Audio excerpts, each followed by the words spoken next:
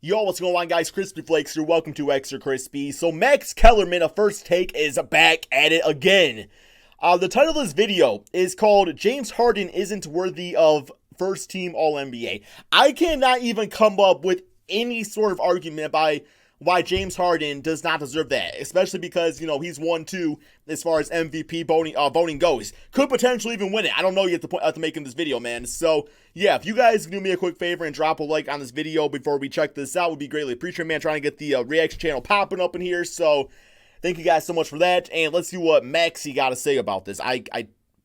Does Harden deserve to be first team Yep. All-NBA? Nope. No. First of all, deserves got nothing to do with nope. Team All-NBA. Nope.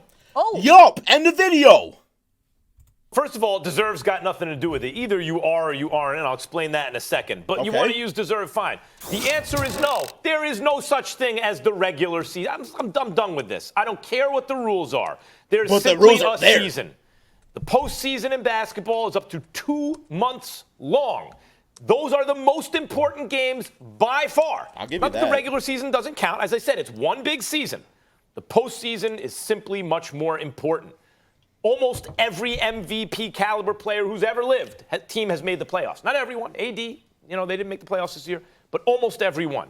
I don't want to hear about the regular season. We're talking about the season as a whole. And I don't want to hear about positions. We're playing positionless basketball. Stop it. As long as you're not taking 5 guys under 6'6", So your argument for this is you rewriting the entire rule book and saying, oh, it's all one big season, which I do agree with that. I do think that the awards, which they are, they should wait till the end of the regular, or till the end of the entire season, or do it before the playoffs. That way, voting is not tainted by the playoffs. Because let's be honest, man, it definitely is. So I'll give them that. Like, you got to go one or the other direction. Wait until, we're still in the conference finals. Makes no sense. You're fine. And by the way, how tall is Draymond Green? Because you could play him at the 5, right? No. Here's what it is, people. This is really simple. Is LeBron All-NBA, yes or no? KD, Kawhi, the Freak, Steph. That's 5 dudes. And I could fill every position with those 5 dudes. Where's James Harden? Not there. I'm sorry. And here's the real simple way to do it. I talk about this in boxing. You want to know who won a round? Well, it's effective aggression and the defense. No. Who would you rather have been that round? That tells you everything you need to know.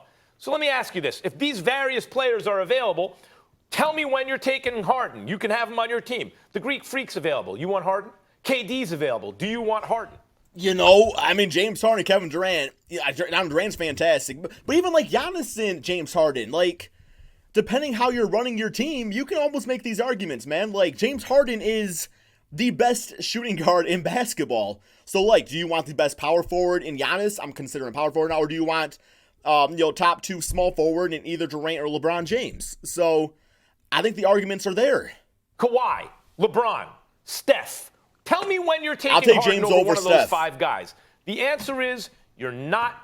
And you know it. I'll take him over Kawhi. It gives me no pleasure to say that about James Harden. I had an inkling, I had a feeling that I was going to be sitting here this time this year saying James Harden did it. He flipped the script. He goes from the poster child for choking, as an MVP caliber player in the regular season and then choking when it mattered most to a guy who's figured it out the way LeBron did. LeBron choked in the finals and then eventually figured it out. I can't sit here and say that, and therefore he is not All-NBA. Oh, my. Not even All-NBA? He is All-NBA. Not even All-NBA? Not even All-NBA? Let me get to the Twitter thing right here, bro. So you're not even saying All-NBA. So you're going to tell me you're taking Kyrie, Damian Lillard, Russell Westbrook, Kemba Walker, Pistons fan right here. Okay, I guess you can't really say Blake Griffin. Okay, you got more talk about the guards. So Russell Westbrook, Kemba, Kyrie, Damian, you taking all those guys over James Harden right now? Because you're not even saying All-NBA team. And yeah, Stephen Curry, I feel like him and James Harden, who'd rather have right now, I think the argument's definitely there. So. NBA Max Kellerman. You Stephen, said it yourself a few months Stephen. ago, or rather a few weeks ago, when you had him as a top 2 candidate for league MVP honors. We have a difference of opinion in terms of, but it's just philosophical. So I understand where you're coming from, and I get that. This is the point that I need you to understand. Here we go. James Harden averaged 36. about 7 50-plus point games, 5 averaged consecutive 36. months with at least one 50-plus game, 50-point-plus game. 32 straight games of scoring over 30. Yes, Over sir. 30 points against each of the 29 teams in the NBA. Doing it without Chris Paul for about 24 games. Doing it without Clint Capella for anywhere from 10 to 13 games. Doing it without Eric Gordon earlier on as well. Doing it playing for Mike You D'Antoni. tell him, Stephen A. Man, you know, like when it is, obviously man. your defense is somewhat compromised and every possession goes through you and everybody knows it but still can't be able to stop you. This is not about what player you'd prefer. This is not about what player. Let me just make this argument real quick here, man.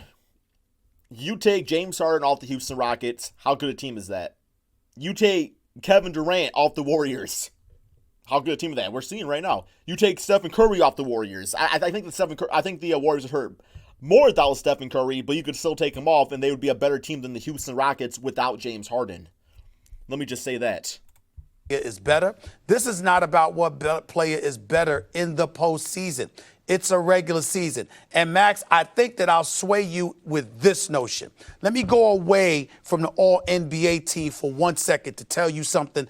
And I need to say this on national television about these folks because I absolutely detest what they've done.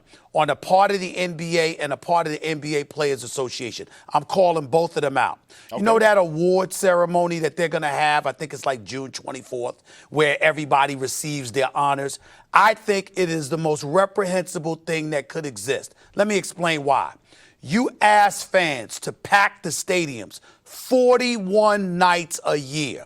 Let me ask you a question, Max. If you get the league MVP award, don't they have the right to see and to cheer their guy on? Don't you think it would be better for a player to hoist that trophy above for everybody to cheer on and to send applause upon that individual for the exceptional season that they've had? When the Commissioner Stern back then, shows up in Chicago to give Derrick Rose that MVP award in front of that Chicago fan at the United Center, that was something that was absolutely positively special. Yeah, they're worried about ratings and stuff like that. If anything, man, because we already know the team, so people are not even going to watch that stupid ceremony. No, because we already know the result. So in all these circumstances, man, all the awards you have them doing on a nationally televised game, so people are tuning in to see that little ceremony right there, and then all of a sudden, man, to bring in the ratings in multiple games instead of one stupid event, man. I know to see Giannis or James Harden, whoever gets MVP, I would watch that game. I'm not going to watch the award ceremony because why would I? But I'm going to watch that game to see, one of those guys. Imagine the Bucks and Rockets are playing, and let's say Giannis wins it, and he's hoisting it. Yeah, that would actually be kind of a savage move to do on the NBA's part.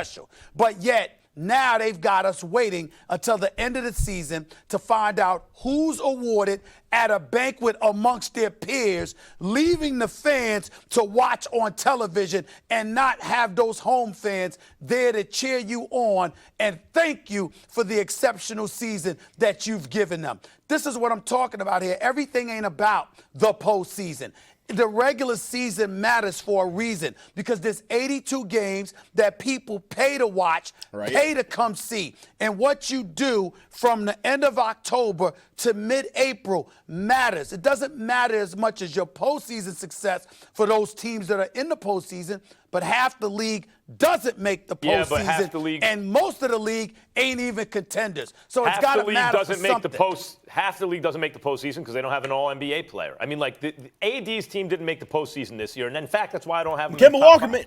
I can't see a Steph Curry team missing the postseason, so I can't put AD over Steph, even though I'm sorry, but you would replace Kemba Walker with Stephen Curry right now. You put Stephen Curry on the Charlotte Hornets, the team's still really good, but I mean, Kemba Walker, how many points did he average a game per season? That's what Stephen Curry would be doing on the Hornets. He'd have a really good scoring season, but it wasn't enough to make the playoffs, man, because it's not just about having the All-NBA players out there. It's about the supporting cast also. So nation is to do so. I think it's very, very, very rare in the history of the NBA that an MVP caliber player is on a non-playoff team. I understand they don't advance in the playoffs, but a non-playoff team, it's exceptionally rare. And I'll say this about the regular season. I understand what you mean about paying customers.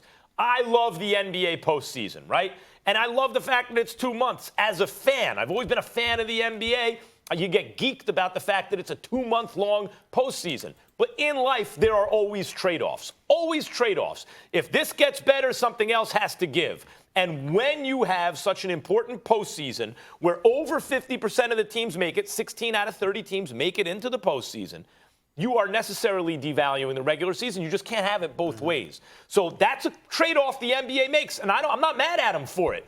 But that's the fact. The regular season is simply less important than in other sports because so many teams make the playoffs. So when you have these awards for regular season All-NBA, I think they should do, real quick, I think they should do three things. One, you can do that award if you want. Two, before you get to the finals award, I think you need playoff, postseason awards. And then three, maybe, I think you need an overall award factoring everything Amen in. to that. Oh, man, okay. He didn't really persuade me here. I do think he did bring up a good point that the NBA is kind of like, just the way they're handling things is not all that great. I mean, like I was saying earlier, like having these awards announced right now, doing this stupid ceremony in June makes no sense to me whatsoever. So I think they need to like rehash out like how they want to do the awards. I think it should be done at the end of the regular season, just like an NBA 2K, right? You got the player awards out there, so that way you're not tainted by the postseason. But even him using this little argument of saying, well, the postseason matters. Let's think about the shooting guards, because it is a positional thing out there, man. Like, or it's like the All-NBA team's based off positions right now. That's how it is. So, other shooting guards out there, Danny Green, Klay Thompson. Okay, you might make an argument that he probably could have made a piece the fourth option on the Warriors. Third option, I should probably actually say. Okay, we got, Malcolm Brogdon, we playing the shooting guard spot because Chris Middleton plays the three. I mean, he's not going to make an All-NBA team. So I don't really know here, man. Like, I don't get it. It doesn't make any sense to me whatsoever. So, big yikes to me. I guess CJ McCollum, pretty good player, but I'd still take James Harden over him. I just think this was an L all around, and I'm not convinced. And the only thing I'm convinced of is that the NBA does need to reoperate how they handle the whole player award system, and kind of like when they do it and how they do it. Give me your guys' thoughts.